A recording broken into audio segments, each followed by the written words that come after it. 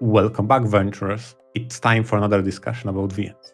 I am MR, and together with Tauros, we come with another Readport to present to the class. It has been a long month, Tauros.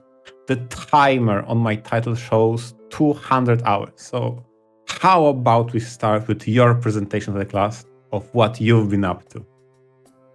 Yes, MR-sensei, thank you very much. I shall now present to the class what visual novel I have been reading for the past month. And that is a classic called Shizuku. This got translated about a month ago, fan translated actually. And considering all of the, its legendary influence for the visual novel industry, I had to go and check it out. Shizuku was first released by Leaf in 1996. This was, I believe, their first visual novel, so that was their entry point into these kinds of games. This was also the first title to be coined a visual novel. Before, Japan has a very different naming scheme that they use, whether it's ADV or Arrow or all sorts of stuff, and that's its whole discussion. But as far as the term itself, this is where it started with Shizuku, a visual novel. Very cool, very cool. This was also responsible for being Denpa's first involvement in the visual novel games. Denpa, that I guess you could say subgenre, involving insanity and psychic powers and delusions and reality. Denpa also has its own rich history that would take too long to get into here, but its first involvement is here in Shizuku with visual novels. And so, like I mentioned, this VN absolutely has a ton of rich history to it. And even though it hadn't been translated for so long, it's always, been a little out of reach for Western enthusiasts, but now here it is. So after all the effort to get it up and running and using a PC98 emulator, here we are, and I was finally able to read it. And that was, a huge accomplishment for me. I was very happy I got to get my hands on this. There is one problem. This VN is pretty freaking bad. Aww.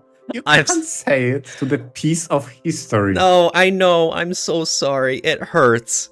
It pierces my heart to just look at it and just have those bad thoughts in my mind of, oh man, no, what are we doing? And anyways, Shizuku is about a main character, a high school boy, who is living in a bland, colorless, boring reality. Every so often he has delusions of, apocalyptic ruin and widespread bloodshed. And there's a constant theme of him wanting to fall through the door to insanity. But so far that's out of his reach and he's just living his normal life. One day, in the middle of class, one of his classmates apparently has a mental breakdown. She just stands up and starts ranting about sex, and she claws at her face until she bleeds. She has to get hospitalized, and now she's in a coma. Our main character gets roped into an investigation to poke around as to why this happened with his classmate, and see if there's anything more to the story than this. And so our main character goes along with it, and, of course, this being an entertaining VN, the truth takes a few interesting twists and turns along the way. So right off the bat, it sounds like a mystery VN. And for 2 hours or so, this is a pretty good mystery. I was engaged with it, we're investigating some of the people involved. We're building up a picture in our mind about this girl and her life and the things going on. We're contemplating possible leads. I was taking notes and stuff. I was invested into this mystery. Shizuku is also a multiple choice, multi-route VN. So, of course, yeah, there's choices involved in how you want to approach this investigation, the questions you ask, the info you get, and it's like, okay, this is great and stuff. Except we get to the point where we're 2 hours in. This feels like it's going to be like a 10 or 15 hour mystery. It's 2 hours in, and then we're at the end game. You just automatically find out all of the truth behind this. Just like the I guess you could say the mastermind and the motives and the methods and what's going on. And it's not even like a big reveal or anything, it's just there. It's like that was just the next plot beat. Like, oh. Okay, well, I guess that's what I get for getting my hopes up. Listen, the way you describe that, giving the plot synopsis, I find it very curious how you emulated the way you felt by the way you spoke about it, because you made it sound like, oh, that's intriguing. You have gathering clues. You make your mystery Scooby-Doo gang solving clues here about the mental breakdown. But in back of my head, I'm like, since Taurus already told me it's bad, how will they fuck it up? No. And like, Ay. out of something that felt grander, they just sum it up and just moved on. Yeah. That's what I hear from you. And I think that's the big underlying problem with Shizuku, is that it doesn't really know what kind of genre it's trying to be. It doesn't know what the plot is doing from moment to moment, from scene to scene. Because, it starts off as the mystery segments, but then there's also some Denpa influence. There's, I guess you could even say, a bit of action, or mostly character drama. And then, God, there's plenty of Arrow, H-scene stuff. And they're not really combining well. Like I said, it's mostly just the plot kind of bouncing from one to another, and there's no real cohesion. And so the whole thing kind of ends up like a mess, and by the time you get to the end of the plot, it's like, it's very difficult for me to kind of track where we were from the beginning and what kind of bumpy roller coaster ride it was to get here. And not in the good way, in the meta kind of roller coaster ride. That's not really ideal. You want that to be smooth for the reader, to ramp up the tension, draw them in more and more until you get to the dramatic climax, That's how the good pacing of a story should be. And instead, this was just looking like an earthquake. Do you feel like some of those problems you named stem from the fact this is the progenitor of the genre, or be it the Denpa, be it VNs, be it whatever? I don't think so. Again, Denpa has a rich history that extends beyond visual novels, beyond Shizuku. I think it has elements of it, but I think that's all it is. It's just elements that are part of the story. I don't think that's entirely warping the story to revolve entirely around what a Denpa genre should be. It's just more of, hey, these are the parts of the story that are getting used in Shizuka. That's my impression anyways. I just meant, do you feel like some of those problems stem from it being one of the first, if not the first? Like a trailblazer, you mean, sort of thing. So, yeah, exactly. Again, I don't think so. I just think at its core, It's just, poorly structured. Plot-wise. I don't want to say it's poorly written, because the prose is great. When we do actually get to see some of these Denpa segments, when it gets to lean on the psychological aspects, even some of the few and far between character drama moments, like, it's actually written pretty well. I like, some of the introspective looks we get, and some of the morals to be learned. But the big picture, the journey of getting from A to B, Shizuku is kind of a mess. And unfortunately, that's what you're reading for hours at a time, so that's what leaves the biggest mark, and those feelings of frustration and boredom are going to be its largest negatives. Like, Shizuku does have good stuff for it. I love the art style. It's in that PC 98 style. And I mean, you can see from the images scrolling along in the background on the YouTube video, it looks so charming. Like, and this isn't even the best of its era or anything, but still, I love it so much. The soundtrack is amazing Art as style well. is really distinct, I have to say. The whole retro The feel. art is really distinct. Yep. The soundtrack is great. It's chiptune, and some of its themes are just freaking iconic. Some of them have been really sticking in my mind, even though it's been a pain to replay Shizuku. God, replaying Shizuku. Like, this is an old VN. It does not have all of the quality of life improvements. And this wouldn't be too bad. I wouldn't make too much of a mention of it because, that's understandable for its time. But again, just how it's structured is a pain in the butt. You're basically following 3 romanceable heroines. And in a typical visual novel, you would have the common route, and then it would split, and it would branch off to the 3 heroines, and the 3 heroines would all have their different stories. Sure, that's classical approach, yeah. Yes. And I don't want to get too much into spoiling Shizuku, just, the big picture meta-wise. The branching off point for these 3 heroines is somewhat early. And so, even if you follow it, you still follow the same general, timeline of events. It's slightly different because it's a different heroine involved. But events are still basically playing out the same way. It's just that you have a slightly different perspective and, a different voice by your side.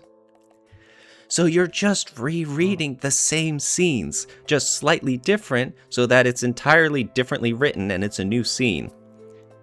It's not like, the same red text and you can just, skip previously read text. It's Let me get this straight. Yeah. Instead of having a common route that is, as the name suggests, common between those characters, you would have an early split, after which you have a common-esque, but with multiple variants depending of whom you splintered with.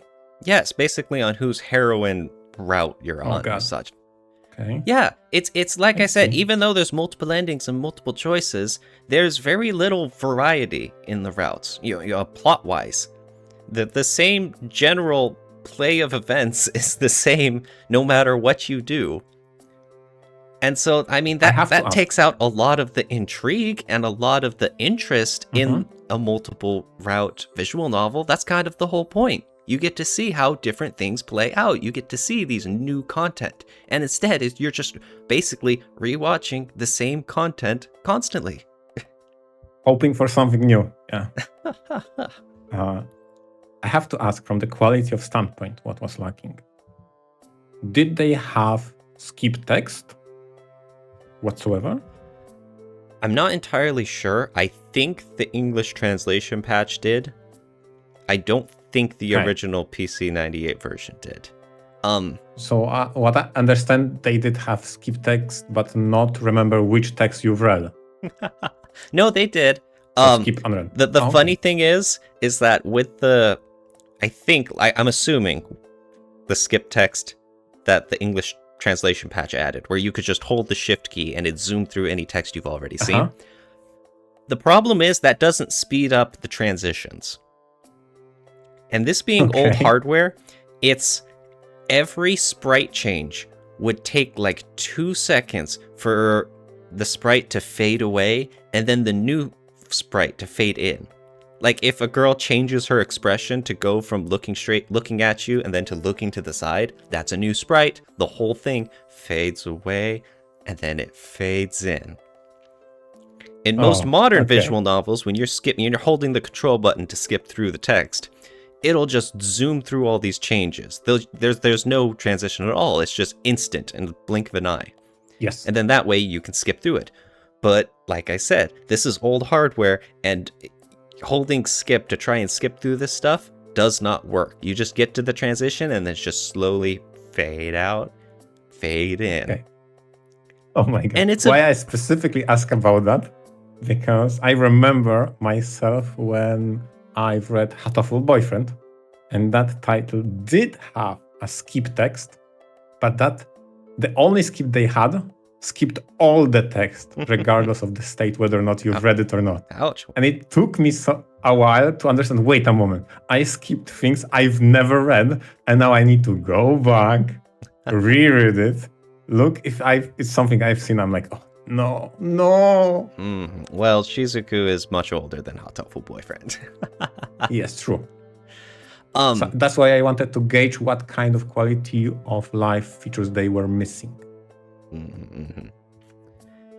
Speaking though, Shizuku does have a renewal version, which is, I guess you could say it was a remaster that Leaf put out, I want to say like 2001?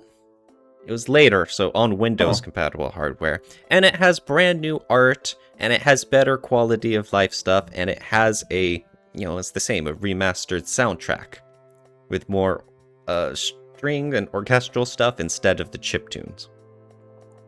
Okay. There isn't a translation for that. There's only an English translation for the original PC98 version. And then I've heard there's some differences between the two that are up to taste, but that's its own matter. Regardless, Shizuku was very disappointing in the end. I know it's very integral to the visual novel history and influence and all sorts of cool starting points in various ways, but oh man, this was a chore to read through. It very often left me bored, frustrated, annoyed, angry at the many H scenes I had to sit through. Just raging. I promise those are important for the plot, okay? Raging at the plot that doesn't really seem to know what it's doing. And there's... See, you would not rage at the plot if you would enjoy H scenes more. Oh, get out that's of the here. problem. No, it's not.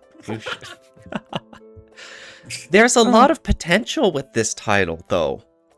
There's a few things that it does well, like I mentioned, that ever-present door to insanity in the main character's mind. That's great. Some of the themes that it's trying to explore are very, heartfelt and intriguing. Its art and its soundtracks are bangers. Some of the characters are interesting, and some of them are not. I'm sorry. But I mean, again, there's a lot of promise with this, but the plot just kind of being a mess kills a lot of it. You kind of can't recover from being an interesting visual novel if the whole novel, reading, and writing portions are just such a pain to go through. I really wish this could have been better. This definitely had some potential to be better, but I mean, that's kind of the whole problem with potential, isn't it? Is that it's just an idea of being good. It's not actually good as it is now, and that's the important part. But still, I'm glad for the experience at least, and I'm glad it's available, fan translated into English. So all in all, that's a good thing for the world. Man, I was going to ask you about, would you recommend it to others? Oh no. Even if, with all the faults, as a piece of VN history. But maybe this is one of those exhibits you appreciate from the distance, right? Yes, it would be more interesting to dig through the history and to read articles and to, delve into its after effects on the visual novel industry, rather than reading it yourself. The funny thing is that Shizuku, I know I just said the after effects and it make it sound like it was a monumental release, but the funny thing is, as far as I'm aware, it didn't really have that much impact. It's mostly notable for just being a starting point, like I mentioned, the inception of the term visual novel. Just, Leaf's first visual novel to be released. The first sighting of Denpa in these kinds of adventure games with Arrow and whatever and whatnot. But as for its direct influence, there's not too much to write home about that, surprisingly. So Shizuku is, like I said, it's just in a very interesting historical place. And that sort of stuff is honestly more entertaining than putting in the hours to read this VN itself. You know what? The way you described it, actually, I didn't think about that way, but you're right. If you trace the genesis, for example, I don't know, first-person shooters, and you arrive at the very early ones, those were trendsetters. They had insane influence over what comes next. Huh. To a certain degree. I mean, they're trendsetters if the next few titles look back and see, hey, the way Doom did so-and-so was great. That's a wonderful feedback loop. Let's copy that. Let's improve on that. I don't know how much we can say that about Shizuku. That's what I'm saying. Like, okay, this one did not have the impact as the Dooms or Wolfensteins of their genres. All very interesting, but all definitely a different discussion. Maybe someday. Maybe. Yeah, this is a Readport, and we talk about what we've been reading the past month. Nothing more, nothing less than that. So, MR, what have you been up to lately? I mean, I definitely took a different approach when it comes to history and progenitors. So I've read a sequel to the VenusBlood Frontier called VenusBlood Ragnarok. Oh boy, how do I even start? First, this being direct sequel, placed, I feel like it was never specifically stated by, I try to remember, was it 300 years after, something like that. There was significant time period jump between the original, that being VenusBlood Frontier, and this one being VenusBlood Ragnarok. It takes a lot of inspiration from Norse mythology, so there's a lot of terms and or names of characters borrowing from that. So expect having the Thor, Mjolnir, all of that, okay? Mm-hmm. In a way, this is another production by Dual Tail or Ninetale. I don't know. Those two companies seems to me like synonymous under the same brand. But ultimately, you follow in footsteps of Vali, a distant descendant of a goddess of spring from the first title, and you are just in the middle of insurgency on or conflict between demons and the divine, so like angelic creatures. And this is the start of the VN. I feel like it's a very nice mark of a sequel when the first thought running in my head is what happened to the previous characters. So for the few first hours, the first thought running in my head was, okay, well, sure, I understand conflict. I understand there are some dire things, consequences, and we need to take action. I get it. But what happened to my favorite characters from the previous entry? Mm-hmm. So, over the course of the story, you taking part of those kind of rebellion trying to unify nations, you slowly and surely visit different kind of lands across the world and then explore what happened in that certain region, of which every single region is something related to the rule of goddesses in the past.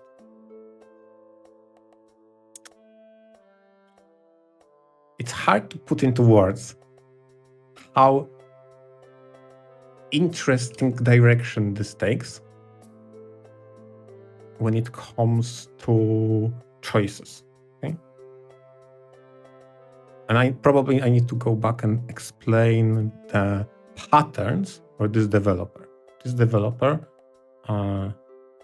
Ninetale, likes to create games that tend to have two distinctive paths of solving crises.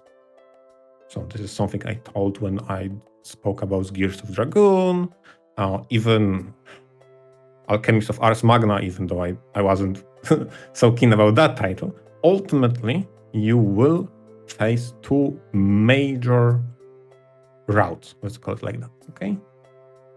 along the way, you'll be gathering allies, in the typical anime fashion. Those are enemies, but you will use some sort of plot device to turn them into allies. In this case, let me look my notes. There is a rampart disease called Fimbulvetter syndrome. Listen, it's magical COVID, okay? It's magical COVID across the... Oh, no. You fight magical COVID, and those people you save from magical COVID join your crusade to liberate the land and unify it. Okay. So that's the basic structure for the plot. Very early on, you meet a very mysterious character that is totally not the previous protagonist. Wink, wink. He even says the name of the previous protagonist. Like, okay, I see where this is going, I think.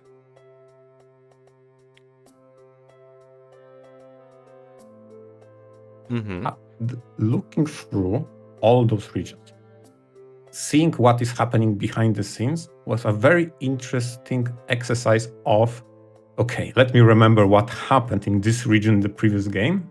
Okay, how that relates to the current state, meaning how that land changed across those governance in all those years, and now resolve the current problem that has some sort of relation to the magical COVID all around the world. So basically, like you mentioned, they like giving two completely different storylines involved in how you address this. And I mean, that leaves for a lot of interesting variants and different approaches and different knowledge that you have about the situation, right? Yes. I like the way you mentioned knowledge specifically, and I will just jump slightly forward, because one of the endings I recently did, I think it was yesterday, presented a lot of plot points you have absolutely no idea unless you've seen the opposite route. You had no idea how that transpired. And on the flip side, seeing this ending also gave me clues. So that's why in the first route I finished, I'm like, okay, now I connect the dots. Why that was important. Okay. Going back to what you asked, a lot of choices. Yes, of which consequences begin, I would like to say, around the middle of the story. You will see the consequences of your actions. Imagine that, the ends with consequences. Holy shit. But I do want to say, you mentioned that in some cases that there will be events that you don't know the rationale behind unless you have that knowledge from the other route. Does that ever lead to some confusing or unsatisfying plot beats? No, honestly, there's not that many of them, and you don't question the basis of what transpired, mostly because there are bigger things happening at the same time. So the only thing that is left in your mind is like, wait, that's kind of like a plot hole. Why it started, not necessarily how it transpired and how it ended, because that's explained in the route itself. Now, visiting the other route gives you the clue of why it started, but obviously you don't see the conclusions because you have that different perspective now. Okay. So from that standpoint, I appreciated that. So instead of feeling like you're missing out or this just isn't making any sense, it feels like more of lingering loose threads to encourage you to keep playing next time. Yes, but I need to preface that it's not like something genius level, super turbo intellect. Some of them are very convenient, ultimately. Like, oh, okay, this was the magical crystal that did it. Okay, fine. Okay. Like, let's be fair, okay, about this. Everything is like super convoluted. Although, speaking of super convoluted, or maybe, but not, I don't want to mean it in a bad way, okay? I always appreciate when you have a character that is said to be super intelligent, have a plans within a plans, and is super sneaky, and they actually walk the walk. They aren't all, just empty talk and like, I'm super intelligent, and they fuck up everything. No, I actually appreciate when people there are characters introduced to being very sly and witty and having crazy plans, and they actually deliver. Holy crap. That was... Speaking of which, how far in the game have you gotten? Oh my god. I did not 100% the game yet. Okay? So I have finished both the major routes. I did not find all the permutations and variants. And there's quite a lot of them. So you're basically to give you an example. Oh, okay, yeah, go for it. So to give you an example, right? Since this title is, among other things, is very edgy, okay? So it deals with corruption. But ultimately, the problem at hand is there are demons fighting the divine beings. And yes, there are some corruption in the Senate of divine priests, etc. They are corrupt, whatever. Sure, cool. But ultimately, there is a clash of culture between those two. There are two ways of dealing with that, and it's established very early on. You can be very respectful of the other race of divine and convince them that way of being, I don't want to say nice, but more of accommodating and more accepting. And this leads to what is called, how can I say it? Because the 2 points of that you tend to gather in this game is chaos and law. But that doesn't necessarily mean good and bad, so I don't want to say that. You have a chaotic resolution to a situation and a lawful resolution to a situation. Lawful tend to be more nice, so to speak, and chaotic more of egoistical, like self-indulgent, but not necessarily cruel or evil. Like, I want to stress that out.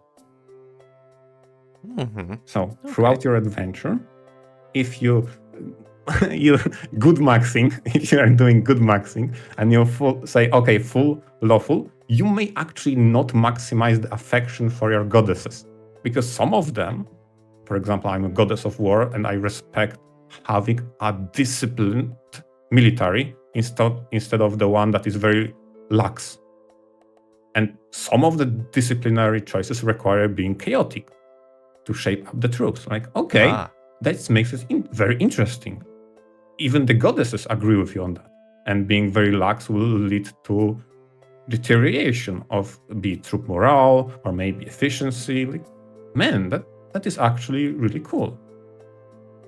And I like that idea that you have, if you go back to D&D, okay? D&D has an alignment chart. You have a law, chaos, good, and evil, okay? So how I look at this, if you replace good and evil with conformity and corruption, I think. So if you conform with the views of the goddesses, they remain divine. If you corrupt their ideals, they will invert and become more demonic. But that does not relate to the story. So, okay. So that is probably the most intriguing part of this series, that you can have choices regarding the story being chaotic or lawful, regardless of how you deal with characters. So my favorite ending from the first one was always the lawful ending, but with all chaotic all inverted characters. Oh. Because that felt very unique. You basically achieved a liberator ending with assimilation instead of, acceptance. Like, man, that was super unique that the game allowed you to do it. Had unique endings for each and every character for accounting for that. And throughout the story, those characters' lines completely flipped. How they dealt with given situation. Like, man, that's something I really appreciate. That sounds like a lot of effort from the devs and a lot of very rewarding for the player, huh? Yeah. While I did not finish everything, I did not complete everything, I made one good maxing run and one evil maxing run, so to speak. But in between those two, I checked a few variants.